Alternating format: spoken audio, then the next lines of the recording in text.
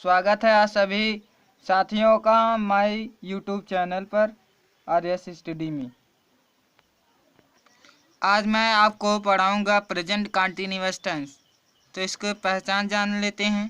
इसका देखिए पहचान होता है साथियों, प्रेजेंट कंटिन्यूअस के वाक्यों में काम का जारी रहना पाया जाता है और काम के जारी रहने का समय नहीं दिया जाता है। ये ध्यान रखिए। प्रेजेंट कंटिन्यूअस टेंस में काम का जारी रहना पाया जाता है, किसमें? वाक्यों में। तो इसकी पहचान क्या है? प्रेजेंट कंटिन्यूअस टेंस के वाक्यों की क्रिया के अंत में रहा है, रही है, रहे हैं, रहे हो, रहा हूँ आदि शब्द आते हैं। यही पहचान है प्रेजेंट कंटिन्यूअस टेंस के।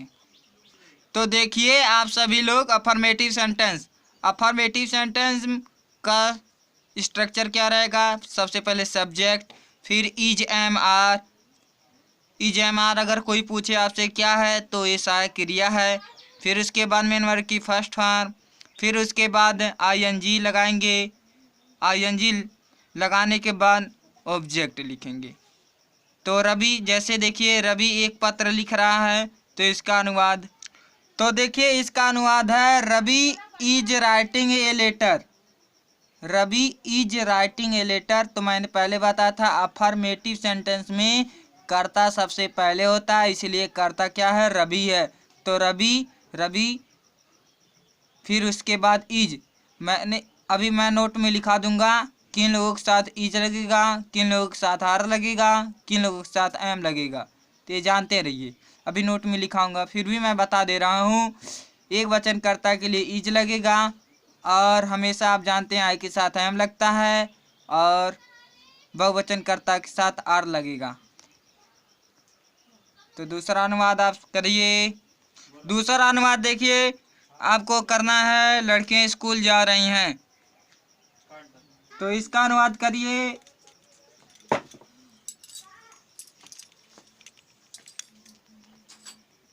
तो देखिए इसका अनुवाद साथियों क्या है?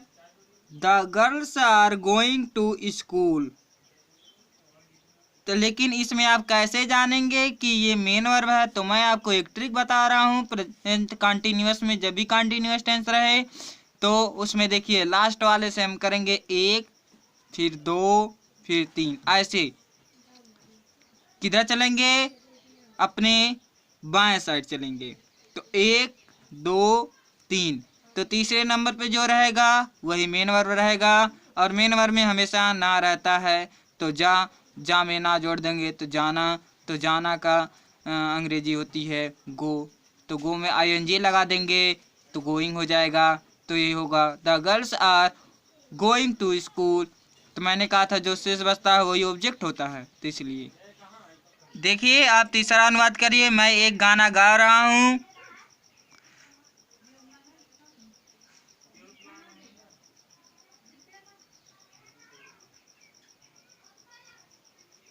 इसका अनुवाद देखिए आप। अनुवाद आप देखिए, तुम मैदान में दौड़ रहे हो, तो इसका अनुवाद आप करिए।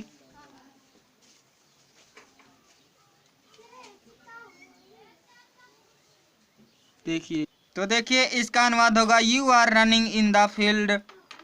चौथा का देखिए, चौथा you are running in the field. तुम का अंग्रेजी यू। फिर उसके बाद यू बहुवचन है इसलिए आर लगा, तो यू आर हुआ। फिर उसके बाद क्या करना है? मेन वर्ब की फर्स्ट फॉर्म में आईएनजी लगाना है। तो मेन वर्ब मैंने बताया एक, दो, तीन। दौड़ना, तो दौड़ना का अंग्रेजी रन होता है, तो रन में आप आईएनजी लगाएंगे तो रनिंग। फिर उसके बाद जो शेष बचा वो आपका ऑब्जेक्ट हुआ, तो इन द फील्ड यही आपका ऑब्जेक्ट है। पांचवा अनुवाद करिए, हम खाना खा रहे हैं। इसका अनुवाद कीजिए साथियों।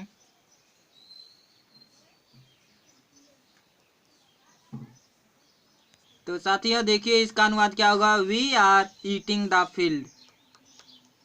तो देखिए साथियों इसका अनुवाद हुआ we are eating the food. Food मतलब भोजन, ईटिंग मतलब खा रहे हैं। फिर उसके बाद आर, क्योंकि बहुवचन है वी इसलिए आर लगा, वी मिस हम। तो we are eating the food. Note में देखिए साथियों मैंने लिखा एक वचन, बहुवचन। एक वचन को इंग्लिश में कहते हैं सिंगुलर नंबर, बहुवचन को कहते हैं प्लूरल नंबर। तो एक वचन आपके कर्ता कौन कौन है? तो ध्यान दीजिए आप, ही सी इट नेम, तो ही सी इट नेम के साथ क्या लगेगा, इज लगेगा, और इज मिस होता है। देखिए बहुवचन करता आपके कौन कौन होते हैं। बहुवचन करता आपके वी होते हैं, यू होते हैं, दे होते हैं, आई होते हैं। तो ये जानते रहिए, वी यू दे, वी मतलब हम, यू मतलब तुम, दे मतलब वे। तो इन लोगों के साथ आर का प्रयोग होगा, और आर मिस होता है हो। और आई के साथ हमेशा एम लगेगा, ये जानते रहिए, एम मिस होता हूँ। तो साथियों देखिए निगेटिव सेंटेंस में नकारात्मक वाक्य क्या होते हैं, जिस वाक्य में नहीं हो नकारात्मक वाक्य होते हैं। तो इस वाक्य में आप देख रहे हैं यहाँ पर नहीं है, तो ये कैसा वाक्य है, निगेटिव सेंटेंस है, अर्थात नकारात्मक वाक्य है। तो मैंने बता दिया नकारात्मक वाक्य पहचानने की विधि, जिस वाक्य में नहीं रहे वो निगेटिव सेंटेंस होता है। तो जैसे बढ़ई ये कुर्सी नहीं बना रहा है, एक ऐसा वाक्य है, ये नेगेटिव सेंटेंस है। दूसरी बात, ये कौन सा टेंस है, तो अगर कोई आपसे पूछे कौन सा टेंस है, तो जिस वाक्य में मैंने कहा था जिस वाक्य के अंत में रहा है वो आपका प्रेजेंट कंटिन्यूअस टेंस है। तो आप जानते रहिए, रहा जब रहे तो कंटिन्यूअस, है तो प्रेजेंट कंटिन्यूअस। इस वाक्य में समय नहीं दिया रहता है, प्रेजेंट कंटिन्यूअस टेंस में समय नहीं दिया रहता है, लेकिन काम का जारी रहना पाया जाता है। तो इसका अनुवाद देखिए साथियों। तो साथियों इसका अनुवाद क्या होगा, the carpenter is not making a chair. तो आप जानते हैं द कारपेंटर मिस होता है बढ़ई, और फिर उसके बाद इज मिस होता है, फिर उसके बाद नॉट मिस होता है नहीं, मेन वर्ब में आईएनजी लगाएंगे तो हो जाएगा मेकिंग। तो मेक मिस होता है बनाना, तो मेकिंग मिस बना रहे हैं। फिर उसके बाद ए चेयर मतलब एक कुर्सी। तो इसका अनुवाद क्या हुआ, the carpenter is not making a chair, इसका यही अनुवाद होगा। ये जानते रहिए, निगेटिव सेंटेंस का अनुवाद करते समय सिर्फ जिस प्रकार अफर्मेटिव का अनुवाद होता है उसी प्रकार इसका भी, सिर्फ यहाँ अंतर क्या रहता है, इज एम आर के बाद नॉट लगा देते हैं। तो साथियों देखिए, यहाँ सबसे पहले सब्जेक्ट लिखना है, फिर उसके बाद इज एम आर लिखना है, फिर उसके बाद नॉट लिखना है, फिर उसके बाद मेन वर्ब की फर्स्ट फॉर्म लिखना है, फिर उसमें आईएनजी लगाना है, फिर उसके बाद ऑब्जेक्ट लिखना। तो यही नियम है। तो इज एम आर के बाद मुझे क्या लगाएं, नॉट। तो इज एम आर के बाद हमेशा नॉट लगेगा, ये जानते रहिए। और मैंने ये नोट में लिखा दिया है किसके साथ क्या लगेगा, किसके साथ इज लगेगा, किसके साथ आर लगेगा, किसके साथ एम लगेगा। तो अगला अनुवाद दूसरा अनुवाद देखिए, आपको करना क्या है, वह अपनी गुड़िया से नहीं खेल रही है। तो इसका अनुवाद करिए।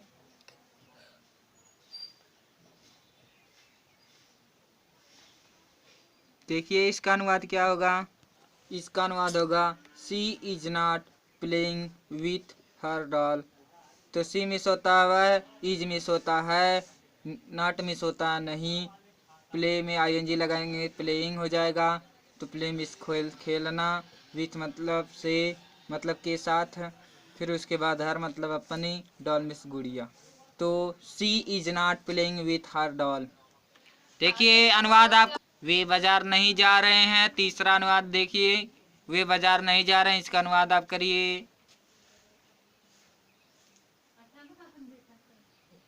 देखिए साथियों, they are not going to market, इसका यही अनुवाद होगा। दे मिस होता वे, आर देखिए वे बहुवचन है इसलिए आर लगेगा, तो वे आर नॉट। फिर उसके बाद अगर कोई आपसे पूछे नॉट क्यों लगा, क्योंकि ये निगेटिव सेंटेंस है। मैंने कहा था जिस वाक्य में नहीं रहता है वो निगेटिव सेंटेंस होता है, इसलिए निगेटिव सेंटेंस है। तो इज एम आर के बाद नॉट लगता है। फिर देखिए गोइंग टू मार्केट, गो में आईएनजी लगाएंगे तो गोइंग हो जाएगा, फिर टू मार्केट मतलब बाजार, वे बाजार नहीं जाते हैं, तो they are not going to market. चौथा अनुवाद देखिए, रवि किताब नहीं पढ़ रहा है, इसका अनुवाद आप करिए, रवि किताब नहीं पढ़ रहा है।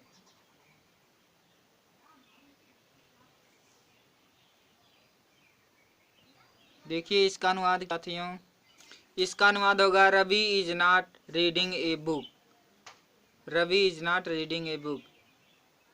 अगला करिए अनुवाद। पांचवा अनुवाद करिए, मैं पत्र नहीं लिख रहा हूँ।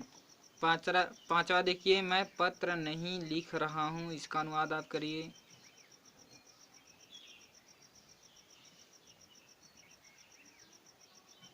देखिए साथियों इसका अनुवाद क्या होगा। तो साथियों इसका अनुवाद होगा, I am not writing a letter.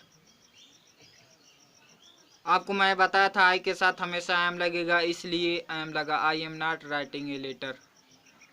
तो साथियों देखिए अब आपको पढ़ाएंगे इंट्रोगेटिव सेंटेंस। इंट्रोगेटिव सेंटेंस प्रश्नवाचक वाक्य। प्रश्नवाचक वाक्य वे होते हैं जिसमें प्रश्न पूछे जाते हैं, उन्हें प्रश्नवाचक वाक्य कहते हैं। तो प्रश्नवाचक वाक्य दो प्रकार के होते हैं, एक यस नो टाइप, दूसरा डब्ल्यू टाइप्स वर्ड।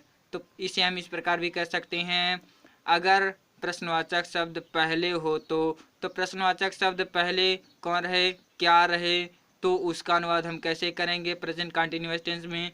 तो सबसे पहले देखिए सूत्र साथियों, is M R. Is M R अगर आपसे कोई पूछे तो क्या है, हेल्पिंग वर्ब है।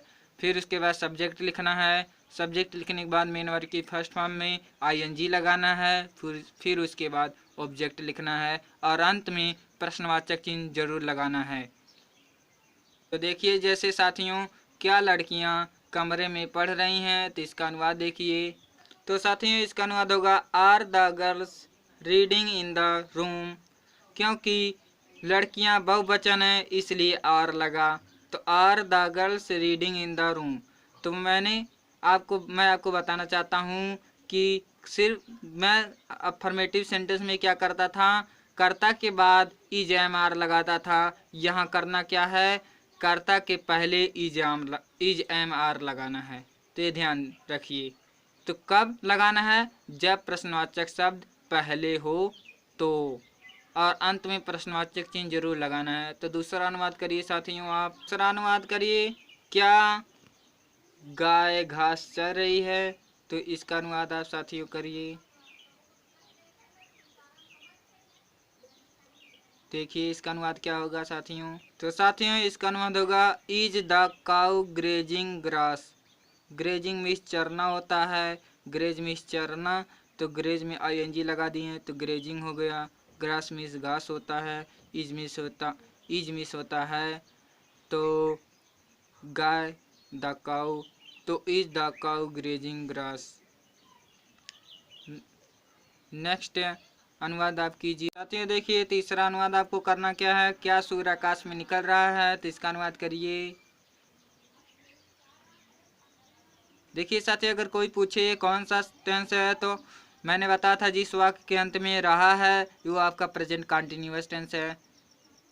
अगर कोई आपसे पूछे ये कैसा वाक्य है, तो आप बता सकते हैं इंट्रोगेटिव सेंटेंस है या प्रश्नवाचक वाक्य है। कैसे जाने, क्योंकि इसके वाक्य के अंत में प्रश्नवाचक चिन्ह है और क्या शब्द प्रश्नवाचक शब्द है, तो इसलिए।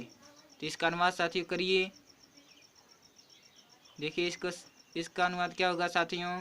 इसका अनुवाद होगा साथियों, is the sun rising in the sky.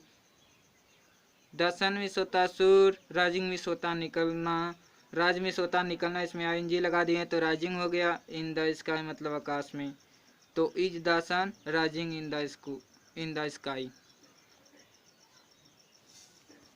दूसरा साथियों देखिए, कहा गया अगर प्रश्नवाचक शब्द बीच में हो तो इसका अनुवाद कैसे करेंगे, इसका सूत्र देख लीजिए। करना क्या है, पहले डब्ल्यू टाइप्स वर्ड लिखना है, मतलब जो डब्ल्यू से प्रारंभ होते हैं, फिर उसके बाद इज एम आर लगाना है, फिर उसके बाद सब्जेक्ट लिखना है, फिर उसके बाद मेन वर्ब की फर्स्ट फॉर्म में आईएनजी लगाना है, फिर उसके बाद ऑब्जेक्ट लिखना है और अंत में प्रश्नवाचक चिन्ह लगाना है। यही इसका सूत्र है साथियों। तो जैसे एग्जाम्पल देख लेते हैं, जैसे इसका अनुवाद देखिए, तुम वहाँ क्यों जा रहे हो, तो इसका अनुवाद क्या होगा। तो यहाँ देखिए प्रश्नवाचक शब्द बीच में आया है, तो इसका सबसे पहले अंग्रेजी लिखना है, फिर उसके बाद इज एम आर लगाना, फिर सब्जेक्ट लिखना, फिर मेन वर्ब की फर्स्ट फॉर्म में आईएनजी लगाना, फिर उसके बाद ऑब्जेक्ट लिखना। तो इसका अनुवाद देखिए साथियों। तो साथ में इसका अनुवाद होगा, why are you going there. Why means क्यों, आर मिस हो, यू मतलब तुम, गो जा रहे हो, गोइंग में आईजिन लगा दिया, देयर मिस वहाँ। तो why are you going there, तुम वहाँ क्यों जा रहे हो। उसी प्रकार नेक्स्ट अनुवाद कीजिए साथियों देखिए इसका अनुवाद होगा why are you going there, तुम वहाँ क्यों जा रहे हो। तो why are you going there, क्योंकि क्यों शब्द बीच में है इसलिए सबसे पहले उसकी अंग्रेजी, फिर उसके बाद EJMR लगाना है, फिर उसके बाद कर्ता, फिर उसके बाद देखिए मैंने सूत्र में लिखा है सबसे पहले बीच में जो प्रश्नवाचक शब्द है उसकी अंग्रेजी लिखना है, फिर उसके बाद EJMR लगाना है, फिर उसके बाद सब्जेक्ट, फिर उसके बाद मेन वर्ब की फर्स्ट फॉर्म में ING लगाना है, फिर उसके बाद ऑब्जेक्ट। तो यहाँ देखिए तो क्यों शब्द बीच में आया, इसका अंग्रेजी वाई होगा, फिर उसके बाद हो का अंग्रेजी आर होगा, यू का तुम का अंग्रेजी यू होगा, फिर जाना का अंग्रेजी गो में ING लगा दिया तो गोइंग हो जाएगा, वहाँ का अंग्रेजी देयर। तो why are you going there. तो उसी प्रकार दूसरा अनुवाद आपका है मैं वहाँ क्यों जा रहा हूँ। तो इसका अनुवाद देखिए मैं वहाँ क्यों जा रहा हूँ, इसका अनुवाद आप करिए साथियों। तो वाई देखिए साथियों इसका अनुवाद होगा why am I going to there, to लगाइए या ना लगे कोई बात नहीं, गोइंग देयर हो जाए। तो साथियों देखिए वह कमरे में क्या कर रहा है, इसका अनुवाद कीजिए आप सभी लोग।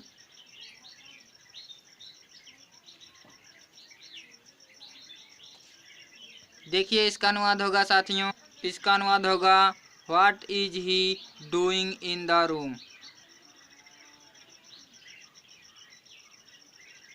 ठीक साथियों नोट में देखिए कहा गया अगर वाक्य में कितना, कितनी, कितने, किसका, किसकी, किसको, कौन सा के साथ नाउन्स भी लिखते हैं।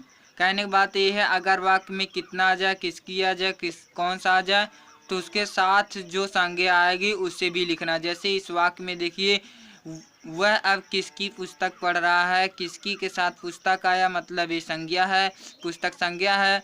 तो यहाँ कहने की बात यह है कितना के बाद अगर जो वर्ड रहेगा उसको भी लिखना, किसकी के बाद जो वर्ड रहेगा उसको भी लिखना है, कौन से के बाद जो वर्ड रहेगा उसको भी लिखना। यहाँ किसकी के बाद क्या है, पुस्तक है, पुस्तक क्या है, संज्ञा है, तो इसकी भी अंग्रेजी साथ में लिखनी है। तो जैसे इसका अनुवाद देखिए साथियों, इसका अनुवाद साथियों होगा whose book is he reading now. इसका अनुवाद होगा whose book is he reading now. Whose means किसकी पुस्तक, अंग्रेजी बुक, फिर उसके बाद इज लगा देना, फिर कर्ता लिखना है, फिर उसके बाद मेन वर्ब में ING, फिर उसके बाद ऑब्जेक्ट लिखना है।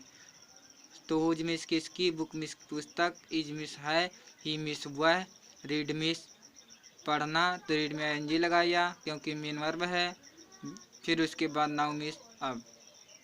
तो दूसरा अनुवाद साथियों आप करिए। इसका अनुवाद साथियों आप कीजिए कितनी लड़कियां ड्रामा में भाग ले रही हैं।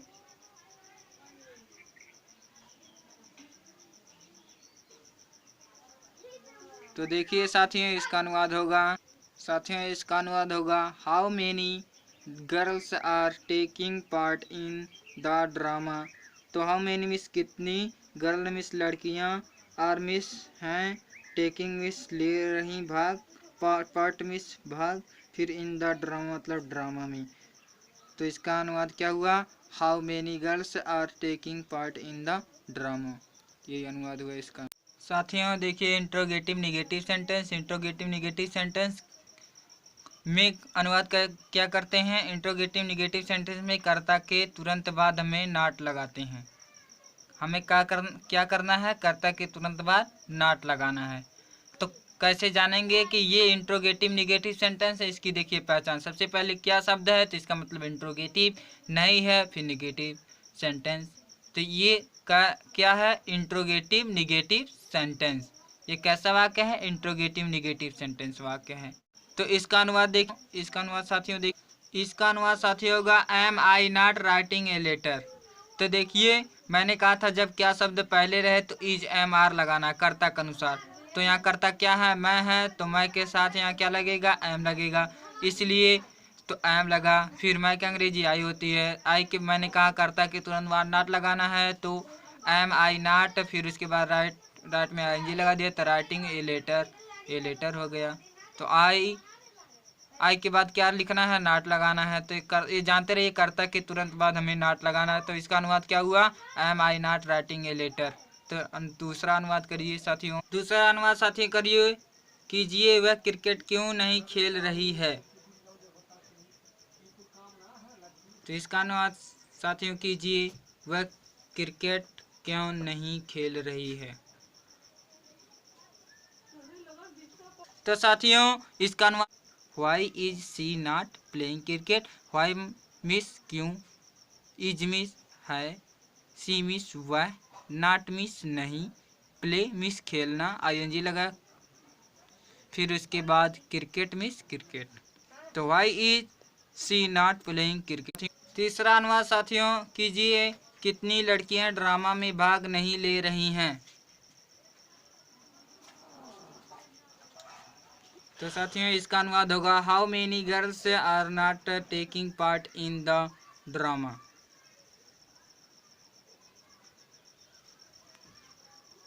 साथियों नोट में देखिए, कहा गया अगर वाक्य में प्रश्नवाचक शब्द अर्थात कौन ही कर्ता का कार्य कर रहा है तो उसकी अंग्रेजी सबसे पहले लगाते हैं, फिर उसके बाद इज एम आर में से सब्जेक्ट के अनुसार लगाकर फिर वर्ब की आईएनजी फॉर्म लगाते हैं। जरा तुम्हारे नौकर को कौन पीट रहा है, इसका अनुवाद देखिए साथियों। तो साथियों इसका अनुवाद होगा, he is beating your servant.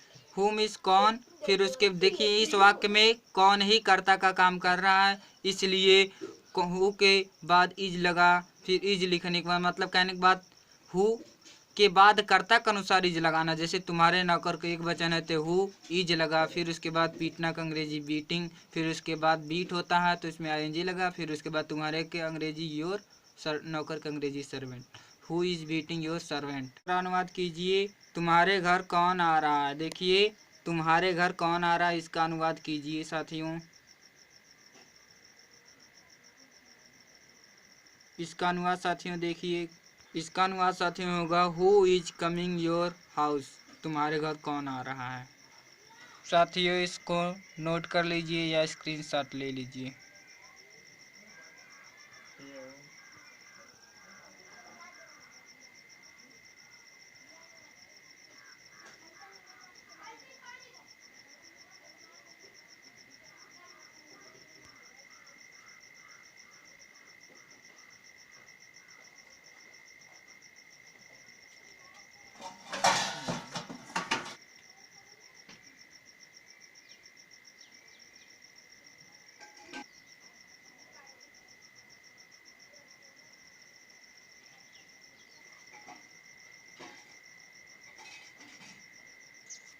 साथियों प्रेजेंट कंटिन्यूअस टेंस समाप्त हुआ।